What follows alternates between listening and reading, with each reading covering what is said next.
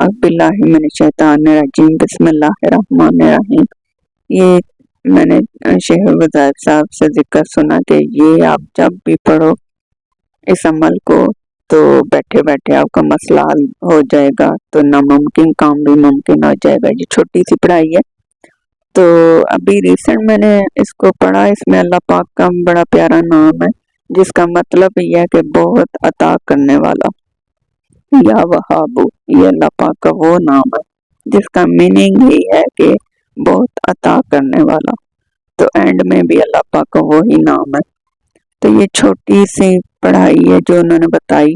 ये मैंने कम से कम मैं खाना बनाते वक्त ना मैंने 3 दफ़ा पढ़ी।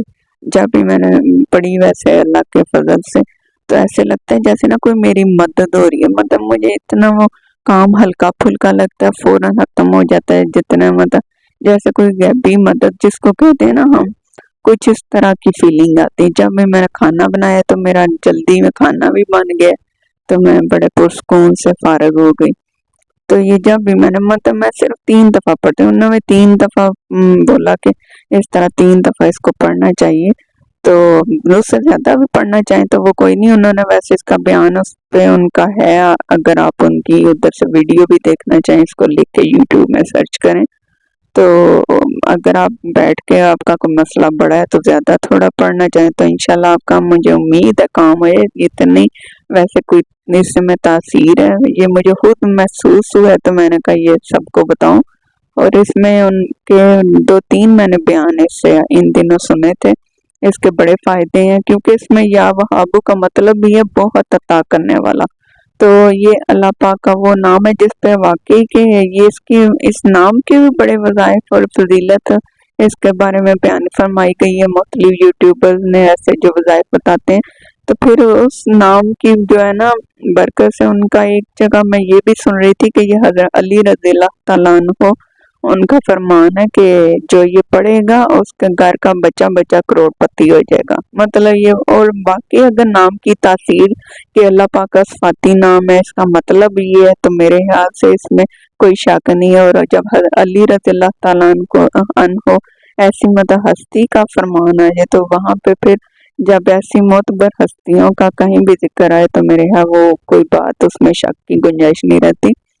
तो इसमें ये आप भी पढ़ के देखें, किसी को मसला है या खवातीन कोई घर में छोटा मोटा काम है जिसमें वो जाती है थक भी, क्योंकि हम लोग जाती हैं बाज़ दफ़ा कामों में, तो कभी थक जाए कुछ ऐसा मसला है तो इसको पढ़ के देखें। और ज़्यादा भी नहीं, जब कामों में मसरूफ पढ़नी है तो 3 दफ़ा पढ़ लें। वैसे आप फारिग होकर पढ़ना चाहें, इसको बेतहाशा पढ़ना चाहें, जितना आप पढ़ सकती हैं या इसके वज़ाइफ देख लें यूट्यूब पर।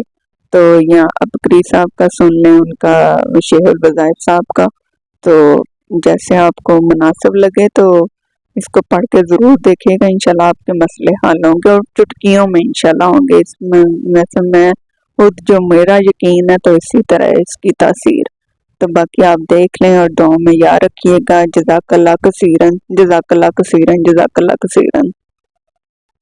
अच्छा, इसमें ना मुझे जो शेहुल वज़ाइफ साहब है उनका एक और भी याद आ गया कि उन्होंने किसी का हवाला, मोतबर हस्ती का हवाला देते बताया था कि ये उन्होंने पढ़ाई की एक लड़की की, जैसे कोई हड्डी टूट गई थी तो उन्होंने उसकी आवाज़ सुनी रोने की या सिकराहने की दर्द से, तो उसकी वो उसके वालिद से कमीज या कोई कपड़ा चीज मतलब जो पहना हुआ उसका वो मंगवा के उस पे उन्होंने इसको पढ़ा तो उसकी वो हड्डी जुड़ गई थी। मतलब इसका वो बता रहे थे कि ऐसे मामलात हो, हड्डी टूट जाए, कोई लाइलाज बीमारी है ये, उसमें भी ये इसका बड़ा ही मतलब है कि इसका फायदा ये आप पढ़ते रहो, इसका विद करो, आपका वो जो है ना इस तरह के मसले, जो पेचीदा मसले जिनको कहते हैं नामुमकिन मसले, तो वो हल हो जाते हैं। मतलब हड्डी टूट जाना हम सुनते हैं कि वो तो जैसे बगैर ऑपरेट के मसला मतलब हल नहीं होना, ही ऐसे हम सुनते रहते हैं और ये आए देखा मसाले भी हैं इसके।